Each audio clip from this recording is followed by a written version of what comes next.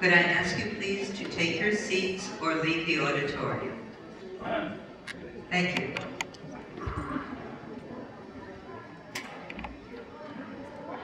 Welcome back. Again, this is for the 5th Council District race. At this point, I want to explain why we have an empty chair.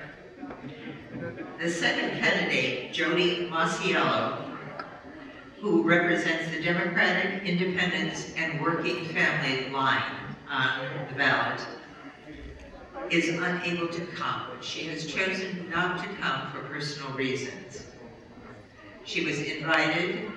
She had initially accepted the League's invitation to participate, and just recently called and said she would not be participating tonight. However, the League of Women Voters has a policy when such an occurrence. It is called the empty chair debate, and it reads as follows. If the candidates are running for state, county, or local office, the candidate present at the forum may be permitted to make a statement, answer League questions, and take questions from the floor. Further, it should be announced that all qualified candidates were invited to participate in the debate. For that reason, we will go forward, and I would like to introduce the candidate, the incumbent, for the 5th Council District, John Murtagh.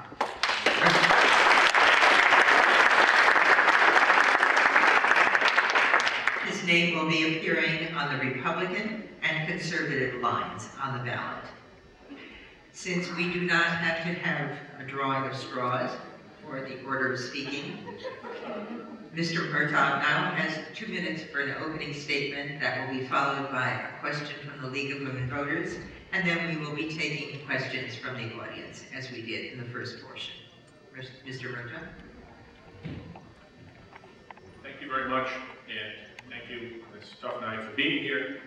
Thank you to the League, and thank you to Sarah Lawrence College. Obviously, I am disappointed at the situation tonight. The very week that Ms. Mossiello announced her candidacy, I wrote her a letter and invited her, or asked her to engage in a series of debates. It was a long time coming for a response, but when the response finally did come, it was to inform me that she had accepted the League of Women Voters invitation and would be debating me at that point. So it is unfortunate for me personally, but I think more importantly for the people of the 5th District, that they will have apparently no opportunity to hear our 2 viewpoints. Someone asked me the other day the obvious question of why I was running for re-election, and my simple answer, and I admit it almost sounds childish, but it's the truth, is that I simply can't think of a more exciting time to be involved in city government in Yonkers, and particularly to be on the city council. As I put it at a meeting several months back, I've lived in Yonkers for 30 years. We are the 4th largest city in the state of New York. By any stretch of the imagination, if we did not sit literally right next to New York City, we would be considered a very large municipality, and indeed we are. But for the very first time in the 30 years I've lived here, we are acting like that big city, and indeed our government is acting like that big city. I am excited about the next 4 years, and I'm excited about our future, and I want to be a part of it. We have a great opportunity in this city, many great opportunities that will certainly come with challenges. But we have an opportunity not only to grow our city financially and in so many ways, but also to really serve as a model, I believe, for others not only in New York State, but across the country. as we look at creative ways to finance our redevelopment. So we not only grow our tax base, but we do not overburden our citizens.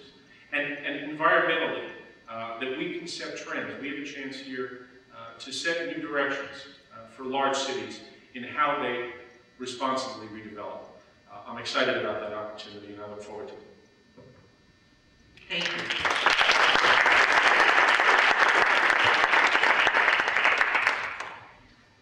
Mr. Murtagh has elected to remain at the podium.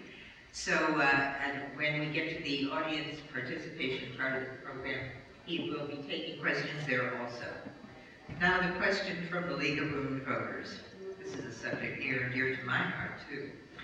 Do you think the leaf blower ban has been successful? And if so, do you think it should be a permanent seasonal law? If not, please discuss your reasons. I'm tempted to say she read that question just the way I wrote it. Obviously, as the original sponsor of the leaf blower ban, I absolutely think it's a good law, and I absolutely hope it will become permanent. And it's interesting, although there was opposition to it when I originally proposed it, and obviously most of that opposition, even at the time, came not from homeowners or individual citizens, but from the trade, from the local landscape industry, and even from national companies. I was amazed when someone actually flew here from, I think it was Cincinnati, Ohio, on behalf of the manufacturer, just to speak to little old me and tell me why it was a terrible idea. But it's been successful, and indeed, since it passed and we went through one summer under the leaf blower regulation, I can tell you, as a matter of fact, that I received a total of one phone call from someone complaining about it. And by the end of that conversation, they understood a lot more about it, and they understood why it's a good idea.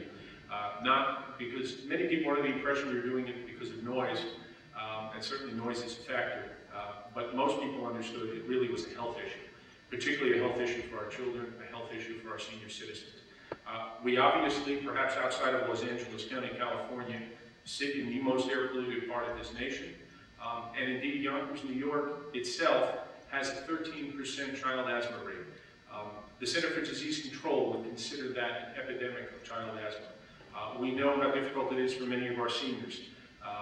So the ban was necessary for that reason, or for regulation. I don't like to call it a ban. It worked very well, and I think more and more people understand that as we go forward. I intend, obviously, to propose renewing it and making it permanent, and I suspect that, that's exactly what will happen. Thank you.